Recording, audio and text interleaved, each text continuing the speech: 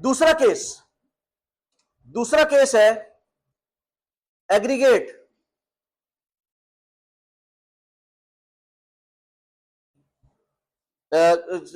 Condition on aggregate function. पहला था condition contains aggregate function, अब है कंडीशन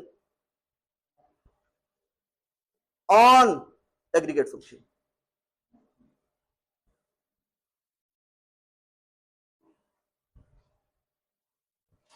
फॉर एग्जांपल मैं कहता हूं ऐसे डिपार्टमेंट निकाल के लाओ जिनकी एवरेज सैलरी 40,000 से कम है, ठीक है।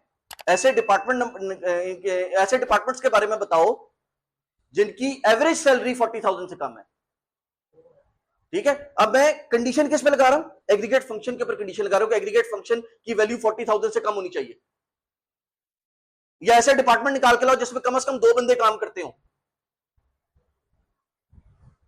ठीक है। ऐसे डिपार्टमेंट निकाल के लाओ जिसमें कम से कम 2 बंदे काम करते हो या कम से कम 3 बंदे काम करते हो। काउंट की वैल्यू 3 से बड़ी होनी चाहिए, काउंट ऑफ एम्प्लॉइज या काउंट ऑफ एसएसएन की वैल्यू 3 से बड़ी होनी चाहिए, ठीक है।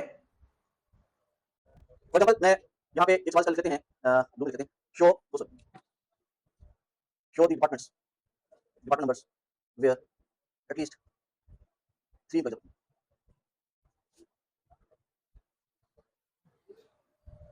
Show the department numbers where at least 3 employees are working. अगर मैं लेट्स से क्यूरी लिखता हूं सिलेक्ट काउंट और DNO let's write DNO comma count of SSN from employee। अगर मैं सिर्फ select count of DNO count of SSN from employ लिख देता हूं तो मेरे पास एक टेबल आ जाएगा जिसके अंदर यहां पे काउंट ऑफ SSN आ जाएगा और यहां पे मेरे पास 8 आ जाएगा, ऐसे ही है। मेरे पास पूरे टेबल की एक समरी आ जाएगी, मेरे पास पूरे टेबल की एक समरी आ जाएगी। अगर मैं उसके साथ यहां पे लिखता हूं जी DNO भी मुझे दो और इस डेटा को ग्रुप बाय DNO कर लो, तो मेरे पास अब 2 कॉलम आ जाएंगे, मेरे पास अब 2 कॉलम आ जाएंगे।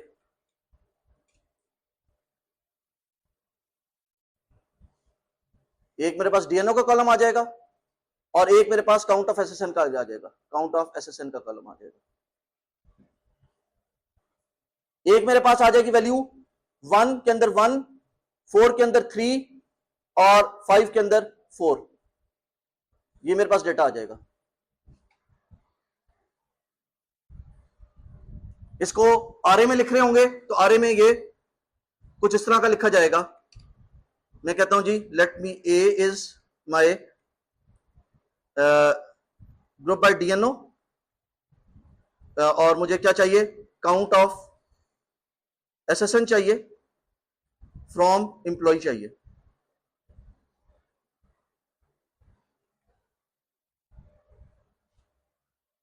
यहां तक क्लियर है, यहां तक क्लियर है। अब मैंने अगर कंडीशन लगानी है कि काउंट की वैल्यू 3 से बड़ी हो, कंडीशन लगानी है काउंट की वैल्यू 3 से बड़ी हो, तो कंडीशन हम किस तरह लगाते हैं आरए में, हाँ जी, हम आरए में कंडीशन किस तरह लगाते हैं, सिग्मा के साथ। सो हम यहां पे कह सकते हैं B is my data of A, इसके ऊपर कंडीशन लगा दो कि काउंट ऑफ SSN की value greater than equal to 3 होनी चाहिए। लेकिन अगर यही काम मैं यहां पे करूं,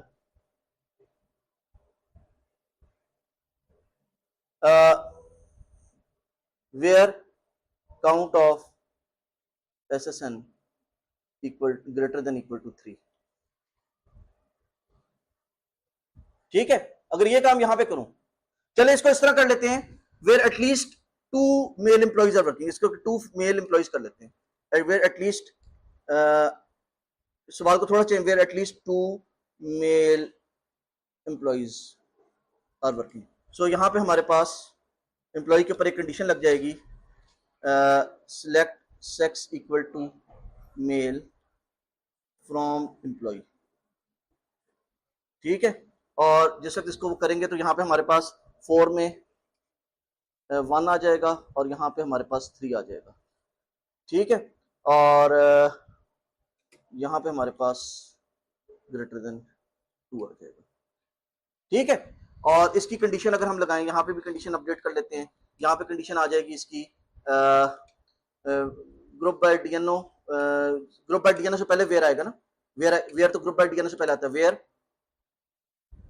where sex equal to male group by DNO.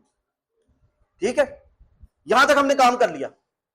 अब हमने ये कंडीशन लगानी है कि जो हमारा टेबल ए है उस टेबल ए के अंदर से वो वाली रोज निकाल के लाओ जहां पे काउंट ऑफ एसएसएन की वैल्यू ग्रेटर देन 2 है, और यहां पे हमने सिग्मा के साथ कंडीशन लगा दी।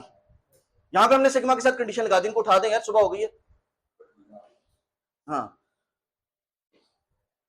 जहां पे सिग्मा के अंदर कंडीशन आती है उसको हम एसक्यूएल में किस तरह लिखते हैं? सिग्मा में हमने कंडीशन दी कि where sex sigma sex equal to male, तो उसको हमने एसक्यूएल में किस तरह लिखा? Where sex equal to male. अब जब हम ये कह रहे हैं sigma count of SSN greater than equal to 2, तो एसक्यूएल में किस तरह लिखेंगे? एंड लगाएंगे, लेकिन यहां पे एंड लगाएंगे, एंड तो यहां पे आ सकता है, ये वेयर की क्लॉज तो यहां पे खत्म हो गई। ये तो हमें रिजल्ट ग्रुप बाय के एग्रीगेट का फंक्शन तो हमें ग्रुप बाय के बाद पता चला। एग्रीगेट की वैल्यू जो है, ये वाले एग्रीगेट की वैल्यू कहां पे पता चली? ये तो ग्रुप बाय के बाद पता चली।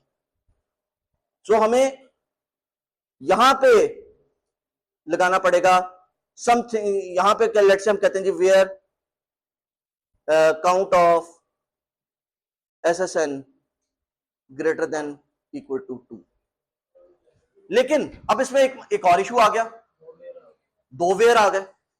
वेयर तो एक मरतबा आ सकता है, और दूसरा वेयर जो है वो तो ग्रुप बाय से पहले आना है, ग्रुप बाय के बाद तो वेयर आ ही नहीं सकता। वेयर की जगह जो है वो ग्रुप बाय से पहले है। तो हमें जब एडिशनल कंडीशन लगानी पड़ती है, जब हमें एग्रीगेट फंक्शन पे कंडीशन लगानी पड़ती है, तो हम वेयर यूज नहीं करते, हम उसकी जगह हैविंग का लफ्ज यूज करते हैं। वेयर जो है वो ग्रुप बाय से पहले आता है, हैविंग ग्रुप बाय के बाद आता है। ठीक है,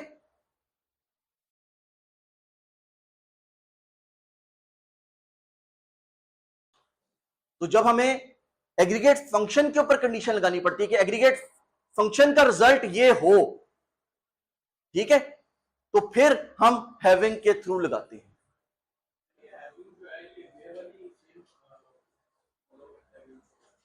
वेयर जो है वो रो बाय रो एक्टिवेट होता है।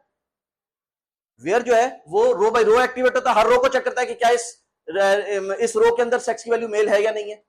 और हैविंग जो है वो एग्रीगेट फंक्शन के ऊपर चेक करता है कि एग्रीगेट फंक्शन की वैल्यू ये है या नहीं है। ठीक है जी, एक और सवाल कर ले।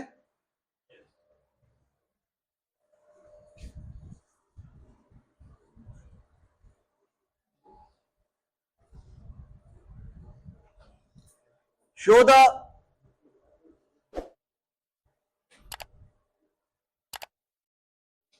departments where the average salary of male employees is more than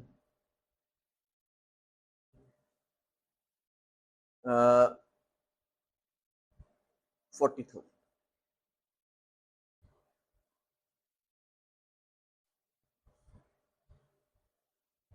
Show the departments where the average salary of male employees is more than 40,000.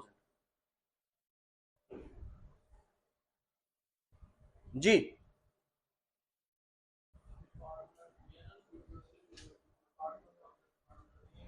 Department ID show कर दें। अगर डिपार्टमेंट नेम शो कर रहे हैं तो फिर आपको उसको ज्वाइन करना पड़ेगा डिपार्टमेंट के टेबल के साथ।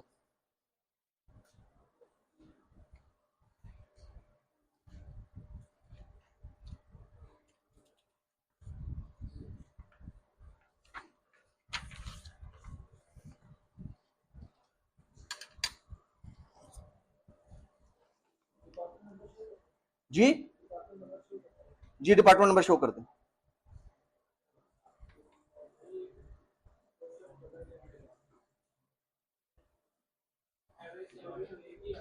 जी,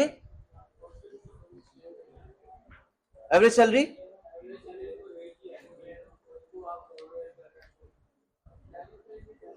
average salary of the male employees is more than 40,000।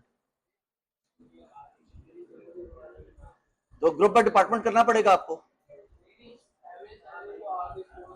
हाँ, डिपार्टमेंट की मेल एम्प्लॉइज की एवरेज सैलरी डिफरेंट होगी ना, इसीलिए कह रहा हूं आपको ग्रुप बाय डिपार्टमेंट करना पड़ेगा। आपको हर डिपार्टमेंट के मेल एम्प्लॉइज को देखना है। आप ये तो लगा सकते हैं कि where sex equal to male, लेकिन उसको फिर आपको ग्रुप बाय करना पड़ेगा डिपार्टमेंट नंबर के हिसाब से।